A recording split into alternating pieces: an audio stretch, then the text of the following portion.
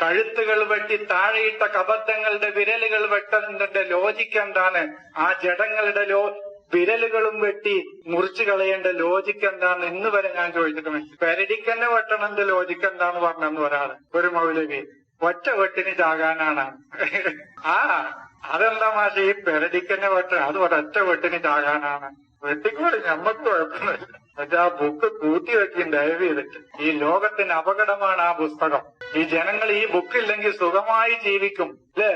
എത്ര രാജ്യങ്ങൾ സുഖമായി ജീവിക്കുന്നു, സംഘർഷങ്ങളില്ല. അതിരുകളിൽ പോലും, രാജ്യങ്ങളുടെ അതിരുകളിൽ പോലും അടയാളങ്ങൾ ഒരു മാർക്ക് മാത്രമേ ഉള്ളൂ. ഒരു തർക്കം പോലും ഇല്ലാത്ത രാജ്യങ്ങളുണ്ട്. ഇത് ഒരേ ആശയത്തിന്റെ രണ്ട് രാജ്യങ്ങൾ വൻ മതിലുകളും കമ്പിവേലികളും കെട്ടി 24 മണിക്കൂറും ആയുധങ്ങൾ ഏറ്റിക്കൊണ്ട് പാറാവുകാർ നടന്നിട്ടാണ് ഒരേ ഇസ്ലാമിക പ്രസ്ഥാനത്തിന്റെ ഒരേ രാജ്യങ്ങൾ അതിർത്തികൾ പങ്കിടുന്നത്. എന്നാൽ ഇതൊന്നുമില്ലാത്ത രാജ്യങ്ങൾ വെറും ഒരു മാർക്ക് മാത്രം ഇട്ടുകൊണ്ട്, ഒരു വര മാത്രം ഇട്ടുകൊണ്ട്, ഒരു പാറാവുകാരോ ഒരു ആയുധങ്ങളോ ഇല്ലാതെ സുഖമായി ജീവിക്കുന്ന രാജ്യങ്ങൾ എത്രയാണ്. അതുകൊണ്ട് ഈ ബുക്ക് ദയവ് ചെയ്തിട്ട് അങ്ങനെയാണ് വായിക്കണമെങ്കിൽ കൂട്ടിവെക്കുക. മനുഷ്യ നന്മക്കല്ല ഈ പുസ്തകം വായിക്കുന്നതെങ്കിൽ ആ പുസ്തകം കൂട്ടിവെക്കുകയാണ് നല്ലത്. വെറുതെ വായിച്ച് തേടിയെത്തണ്ട ഈ ജനങ്ങളെ.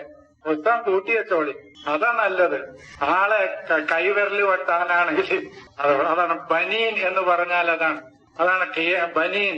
ലാ ഉഖ്സിമു ബിൻ നഫ്സി വലാ ഉഖ്സിമു ബിൻ നഫ്സില്ല. അവിടെ ബനീൻ പറയുന്നത് യജ്മഅ ബനാന, അവൻ നിർമ്മിച്ചുണ്ടാക്കിയ ആശയങ്ങളെയൊക്കെ അവനിലേക്ക് ഒരുമിച്ചു കൂട്ടാൻ കഴിവുള്ളവനാണ് അള്ളാഹു എന്നാണ്. അല്ലാതെ അവന്റെ വിരൽത്തുമ്പുകളല്ല.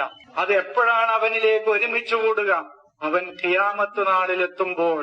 അവിടേക്ക് എത്തിയ മനുഷ്യന്റെ മുമ്പിൽ ദൈവത്തിന്റെ കാരുണ്യം ഞാൻ ഓഹരി വെക്കാൻ നിൽക്കുന്നില്ല. അതാണ് ലാ ഉഖ്സിമു ബിയൗമിൽ ഖിയാമ. ഖിയാമത്ത് നാളിൽ ഞാൻ എന്റെ കാരുണ്യം ഓഹരി വെക്കാൻ നിൽക്കുന്നില്ല. കാരണം എന്റെ കാരുണ്യം എന്റെ ദേശത്തെ മുൻകടന്നതാണ്. റഹ്മത്തി സബഖത്ത് റളബി. എന്റെ കാരുണ്യം എന്റെ ദേശത്തെ മുൻകടന്നതാണ്. നോക്കൂ നിങ്ങൾ, അങ്ങനത്തെ റഹ്മാന്റെ ആൾക്കാരാണ്. ദേശത്തെ മുൻകടന്നിരിക്കുന്നു ദൈവത്തിന്റെ കാരുണ്യം. ഇനി എന്താ പറയാനുള്ളത്? അള്ളാഹുവിന്റെ കാരുണ്യം അവന്റെ ദേശത്തെ മുൻകടന്നിരിക്കുന്നു. അതിൽക്കും നല്ല ഇനി ഒരു തത്വമൊന്നും പറയാനില്ല കേട്ടോ. അതിന്റെ ആഴം എത്രയാ നിങ്ങൾക്ക് മനസ്സിലായോന്ന് എനിക്കറിയില്ല. അതാണ് ഞാൻ പറഞ്ഞത്, ഇൽമ് കിട്ടണമെങ്കിൽ റഹ്മത്ത് കിട്ടണമെന്ന് ഖുർആൻ പറഞ്ഞിരിക്കുന്നു എന്ന് പറഞ്ഞപ്പോ ആൾക്കാർ അന്തം കിട്ടും.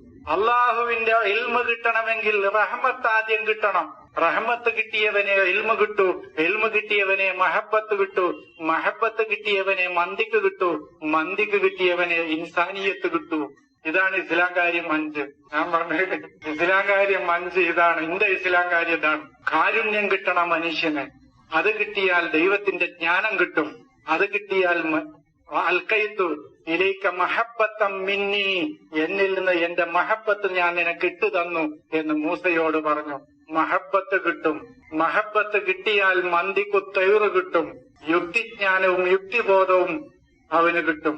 അത് കിട്ടിയാൽ അവൻ ഇൻസാനിയത്ത്, മനുഷ്യത്വം കിട്ടും.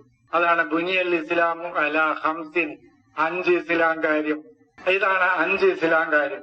വേണമെങ്കിൽ എടുത്താൽ മതി.